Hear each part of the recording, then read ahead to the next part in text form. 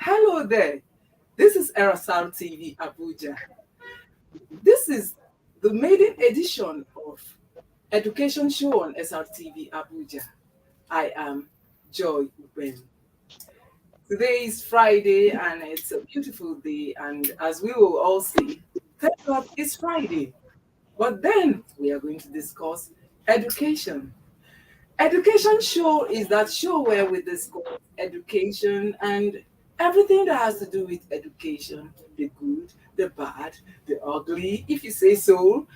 Is it formal education? Is it informal education? What are the good things? What everything, in fact, everything that has to do with education is what we discuss in this program.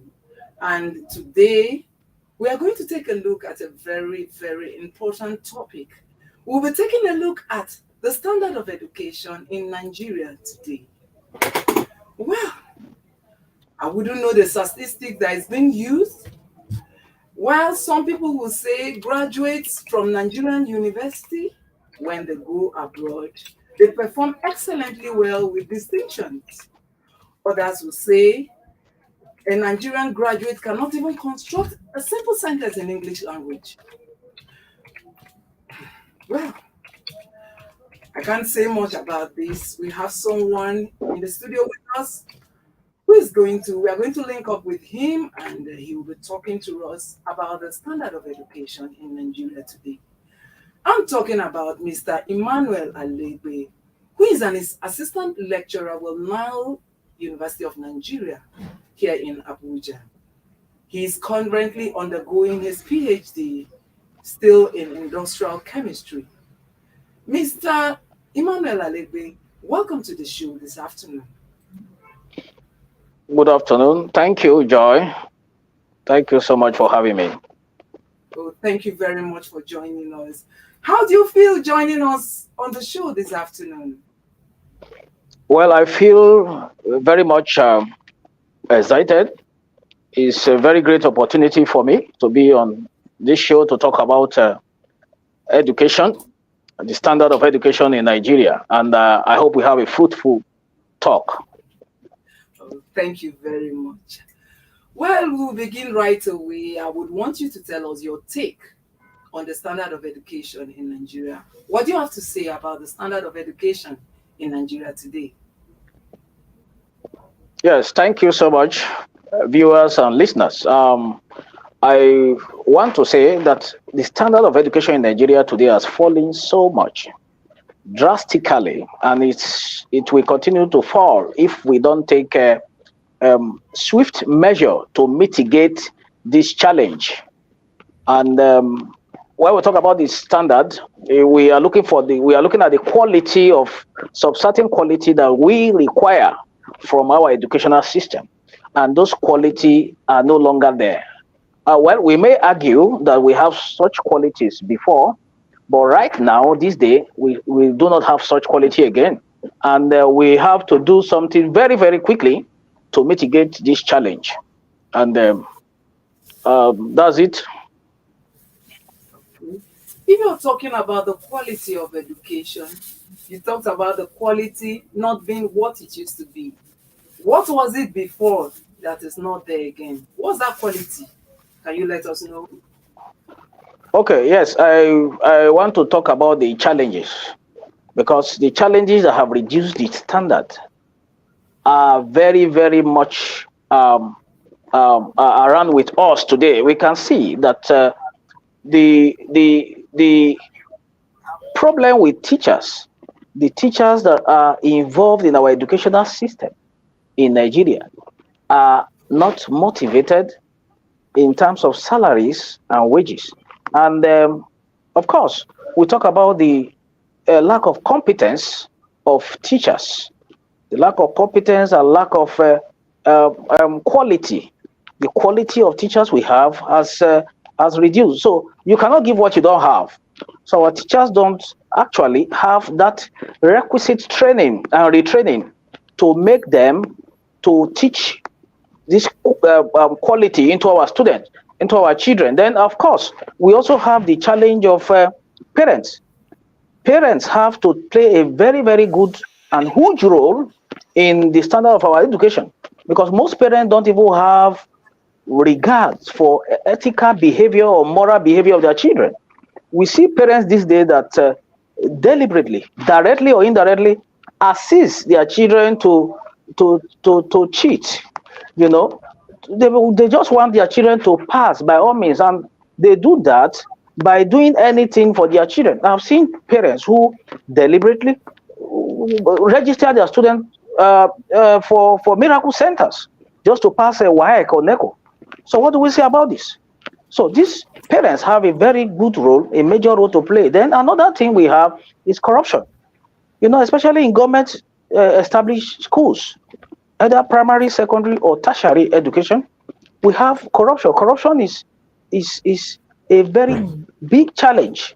Okay, corruption is depriving our schools of the required facility, and equipment that can assist in learning and teaching. Okay, so all these are the problems we have, the challenge we have. They were not there in those days. In those days, when you see graduates from standard 3 who fell out of school, who didn't go to school again, you can see them when they speak English, when they address you, when you have conversation with them, you see the standard is still there, the quality is still there. My uncle, for instance, went to a technical school, but if he communicates with you, and if you engage him in discussion, you see that quality of that early, our early school we have those days in the 70s, in the 80s, but that quality has far been eroded. It's no longer there because of these several challenges. And if nothing is done to mitigate this challenge, I'm sorry, the next generation might have it worse than this. Thank you. Okay. Thank you very much for that response. I still want to take you back to one of your responses. You said the quality of teachers that we have today. Who is responsible for that? Who is responsible for the quality of teachers we have today? Because you said it's one of the reasons why the quality of education has dropped. Who is responsible for that? Did you hear me, sir? Hello, sir. Yes, I can hear you. Yes, I can hear you. Quality. Sorry. What is wrong with the quality of teachers we have today, and who is responsible for that?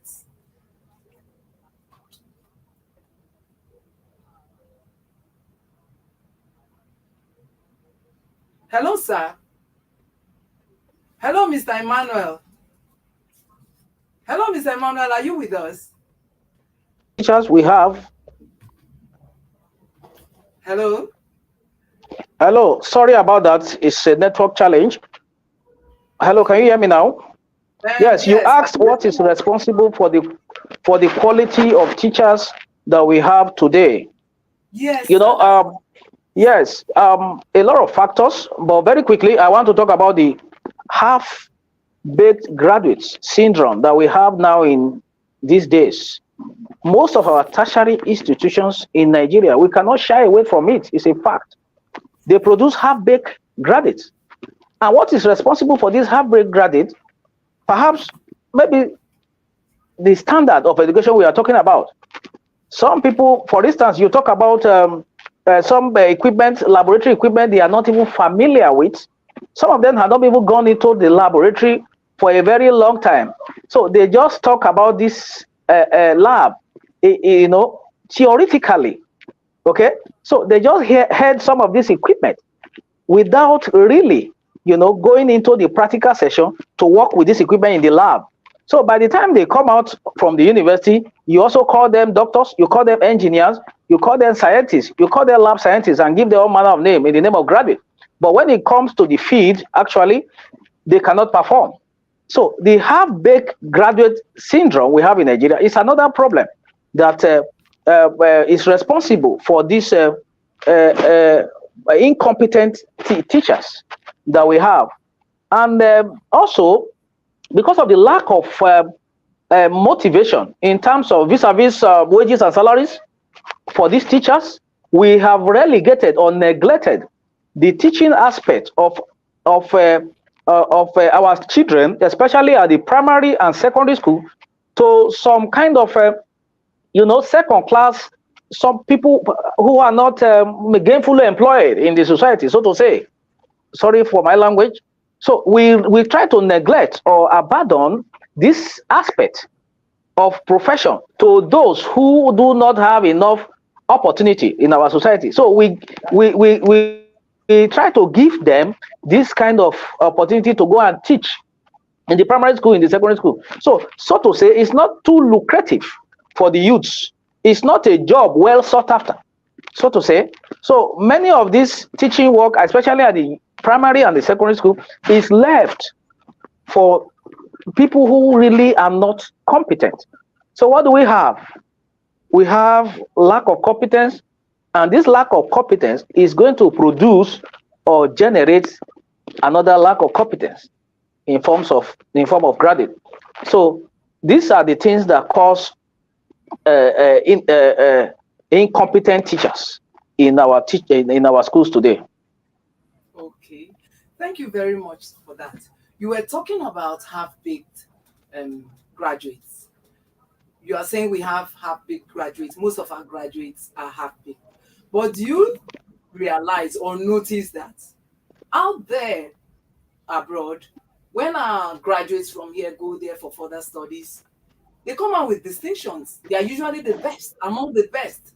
You may hear of a class of over 100, maybe, okay, let's say there are about 20 people with distinctions, and you hear Nigerians made it to 12 or thereabout. So why is it so? If you think our value here is not up to standard, well, we go out and we still stand out outside. Can you throw more light on that, please? Okay, thank you so much, Joy.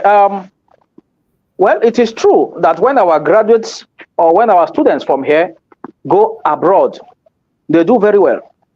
But let me tell you, they do very well because there is a system there that runs, which is different from our system here. Okay? For instance, if you want to go abroad, you are also subjected, you know, to further pre-qualification examinations. Okay?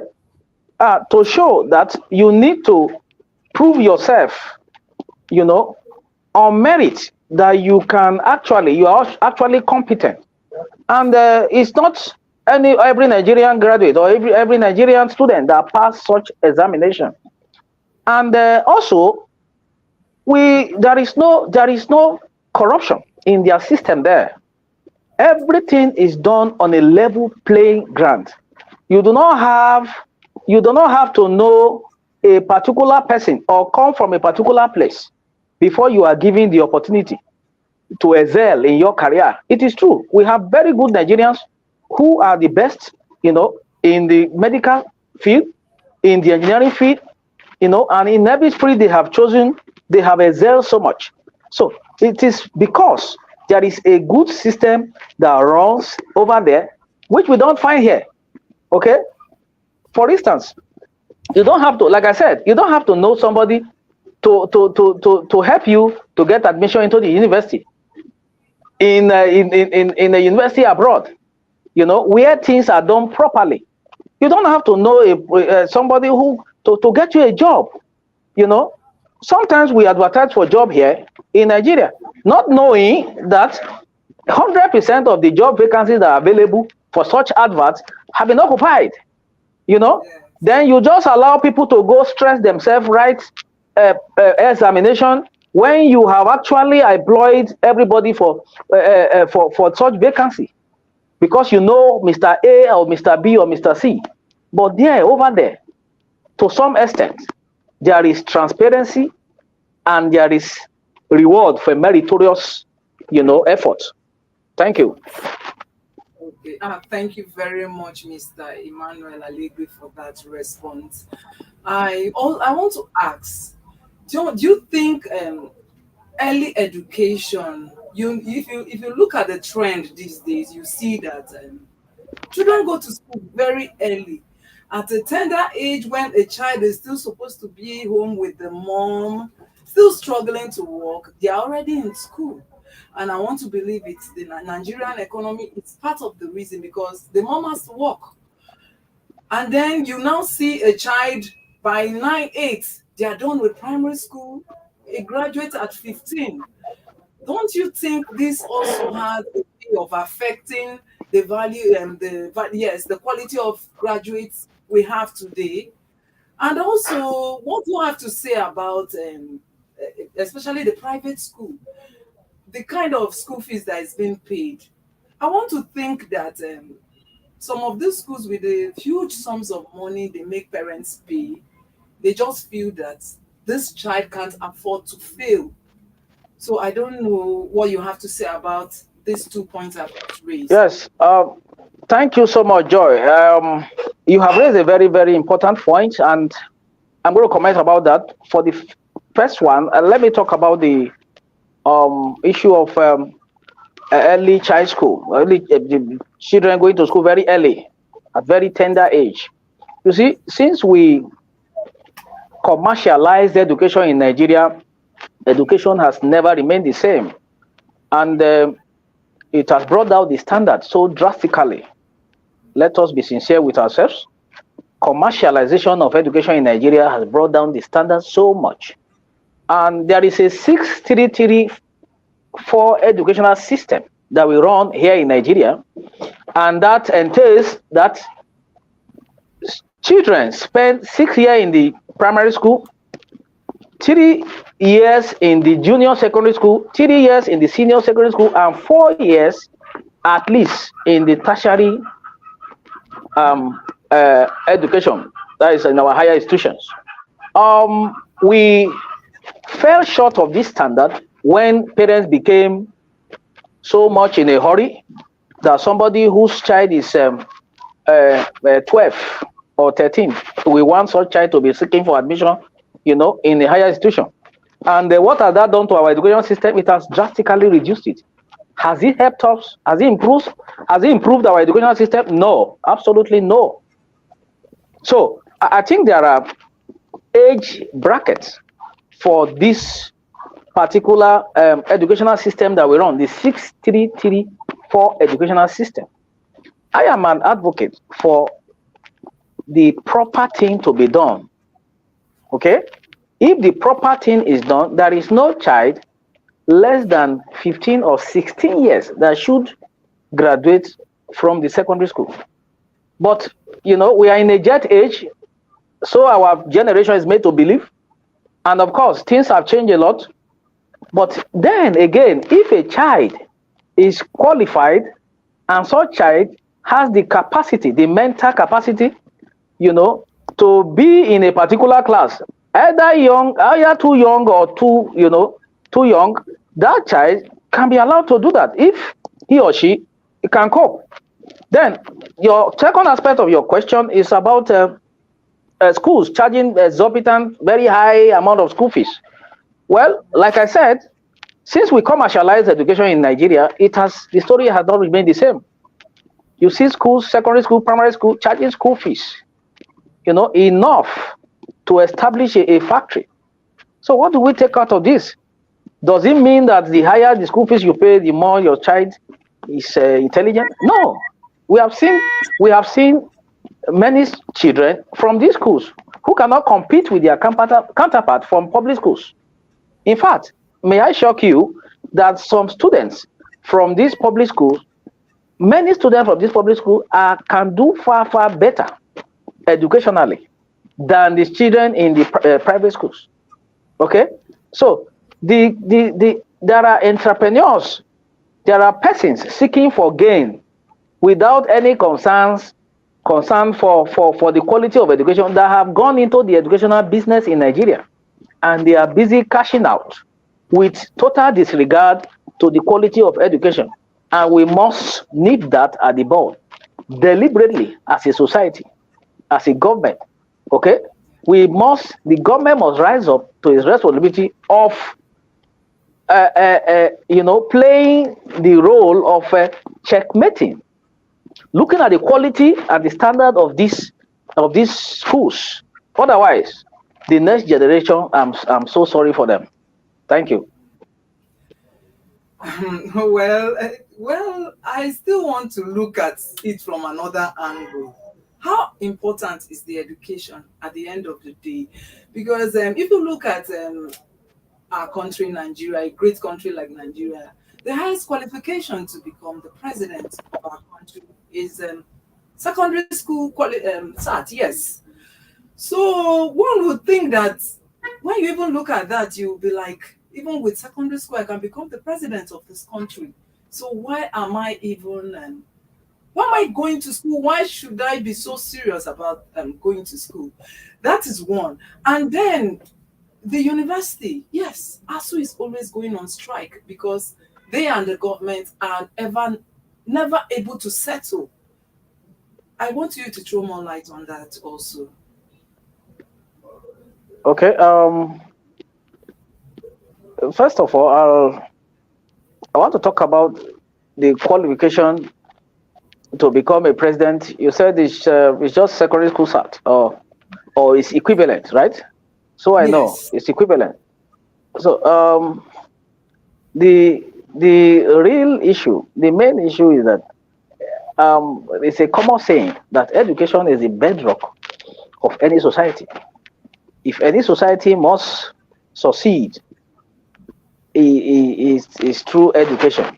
But then, mind you, the education now system we run in Nigeria is full of challenges. All these challenges, are affecting educational system in Nigeria. But then, we cannot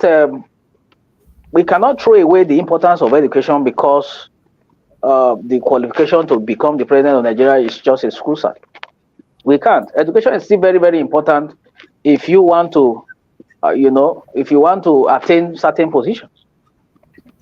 For instance, if you want to become the director general of NAFDAC, if you want to rise to the position of director general of NAFDAC, I don't think the school cert is the qualification for such position. So many other positions like that require persons with requisite experience and qualification to occupy them.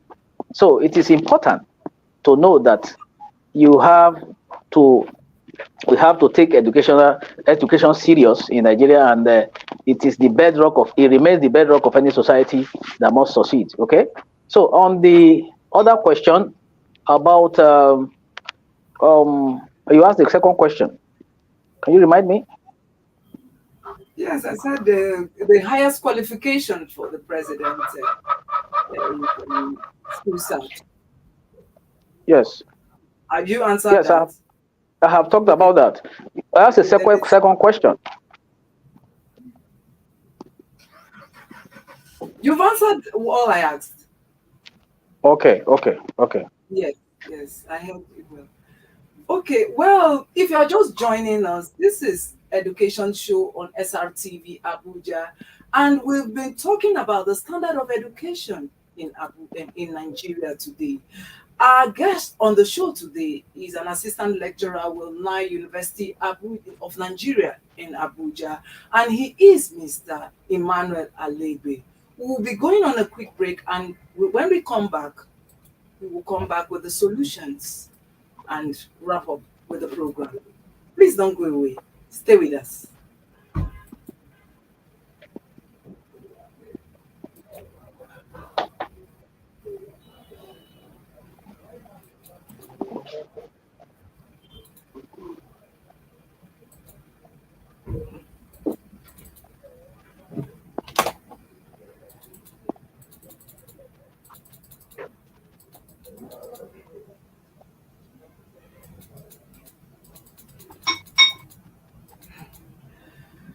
Viewers, we are really very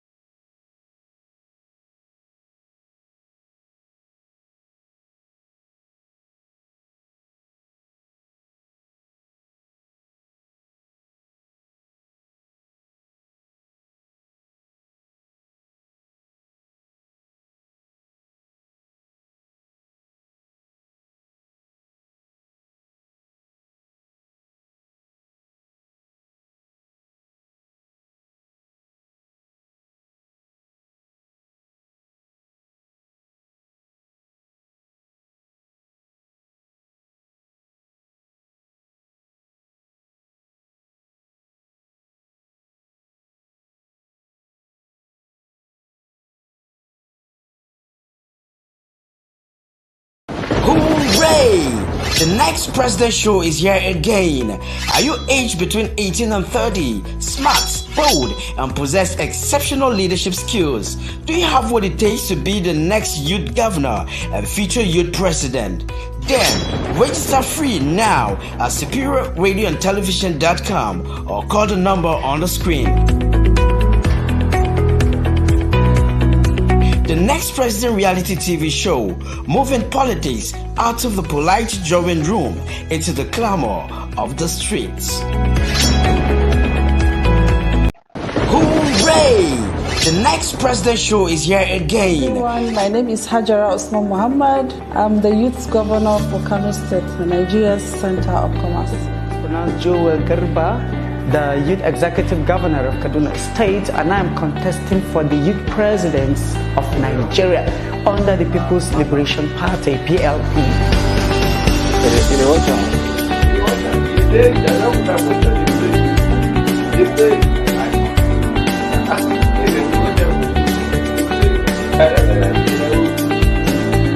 Are you aged between 18 and 30, smart, bold, and possess exceptional leadership skills? Do you have what it takes to be the next youth governor and future youth president? Then register free now at superiorradioandtelevision.com or call the number on the screen. The Next President reality TV show, moving politics out of the polite drawing room into the clamor of the streets.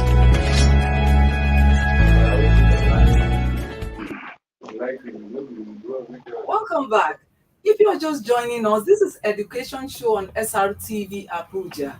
And our guest on the show today is an assistant lecturer with the Nile University of Nigeria, Abuja, Mr. Emmanuel Alegbe.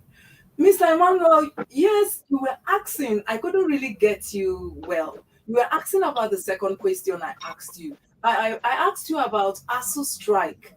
I said, don't you think the way ASU and federal government at least settle their problems and the students are always home 9 months, 10 months, 6 months, it has an effect on the quality of graduates we produce from Nigerian University today? Yes, thank you so much for having me back, Joy. Well, talking about ASU strikes in Nigeria, it has become a norm in our tertiary institutions. Every now and then, ASU close our citadel of education for several months and make our students to sit down at home doing nothing. And I want to say quickly that this has a negative effect on the educational standard of our tertiary institutions and the quality of graduates that we have from these universities and these higher institutions. And it is worthy of note to believe that most of these challenges between ASU and government center around funding, wages and salary, among other challenges. And if you look at it very well, it has produced so many private institutions. This challenge between ASU and the federal government has produced so many private institutions in Nigeria, because a lot of parents now see the private institution as a better alternative to our federal institutions. Meanwhile, if you ask me, you will know, I will tell you that the quality of education can still be found in our government established institutions. That is a fact. Our government established institutions still have the quality, the standard of education. But the problem of strike now and then has eroded this quality, and we can now say that this has paved way for the development of private universities in Nigeria. And if we go like this, if we continue like this, the future of tertiary education is with the private institutions. I can say that boldly. The future of tertiary education is with the private institution. Because if you check very well, most of these lecturers, most of the good, sound lecturers we have in various fields in our government-funded universities are now migrating en masse to the private institutions to pitch their tent. Okay? So, a lot has happened in the past years. But we are going to talk about the mitigation that the solution we can find to this problem. Maybe in our next conversation, you are going to ask me that such question. But if you ask me about ASU strike has brought down drastically, has reduced the quality of education in our tertiary institution, and it is not good and healthy for our tertiary institution. The government knows that. ASU itself knows that, but they have not been able to find a balance. They have not been able to find conclude their problem, because each time they suspend, that problem is suspended. It will come back again. Because of this strike, a lot of people extend their stay in the university. A 4-year course is called 4 plus X. X is unknown. The unknown number of years you spend in the university is affects our graduates, affects our students, and it's not good for our polity, it's not good for our system. Thank you. Thank you very much for that. Like you were trying to say, at this point in time, I just want to ask, what do you think is the solution to this problem? Okay, the solution to this problem is not far-fetched. To mitigate this problem, the government have to properly fund our educational system. From the primary school to the tertiary institution, proper funding is required for education in our country. We cannot shy away from that. Okay? So, apart from proper funding, then there should be deliberate effort from parents and students, to improve our educational systems. Parents should stop this, habit of wanting their children to graduate at 14, to graduate at 15. Well, it's fine, but there shouldn't be they shouldn't go to the length of registering their children in miracle centers for them to pass. It erodes the quality of our education so much. I feel so bad when I see parents, looking for ways and manners in which their children can pass examination. If at that stage, at the secondary level, you already have to introduce your child, to cheating, you can imagine what will happen in tertiary institution. Okay, a lot of people are working with certificates they cannot defend today. How did they get it? Some of them are bought. They buy certificates. It's happening. You just have to have the money. So, if we want to mitigate these challenges, there is all hands must be on deck, from parents, from students, to solve this menace. So I have talked about proper funding of educational system, then effort from parents and students, then also our educational system, our teachers from the primary school to the tertiary institution who teach should be encouraged. Their wages and salaries should be improved, because honestly, if you are not motivated as a teacher, you might be tempted. You might be tempted. If you are not motivated, properly motivated as a teacher, you will show a commitment. You will show lack of commitment. So motivation on the aspect of teachers from primary to secondary school is also very, very important, and also training and retraining of these teachers. A lot of teachers don't even know what is training. Especially at the primary and secondary school level, our teachers should be trained and retrained. They should go for. There are several training opportunities that they can go for to improve themselves. If you are teaching, of course, you are a teacher. You need to give the best. Then you yourself must be the best. Okay? So you have to be trained and retrained. So all these, if we do them properly, can improve our educational standard. Thank you. Thank you very much, Mr. Emmanuel Alegbe, for your response. I want to really appreciate you for finding time to join us on this show this afternoon. It's really a pleasure. Well, viewers, Thank you so much. this is much we can take on the show today. And of course, we'll be here next week, Friday, same time, same station, for yet another interesting topic on the education show. I remain your host, Joy Ugwen. Please don't forget to follow us on our social media handles that are scrolling on your screen at the moment. We would like to hear from you, we would like to get feedback from you. Please just comment there and let us know what you think about our show. Bye for now. Thank you. Hooray! The next President Show is here again. Everyone, my name is Hajara Usman Muhammad. I'm the Youth Governor for Kano State, Nigeria's Center of Commerce. Pronounced Joel Garba, the Youth Executive Governor of Kaduna State.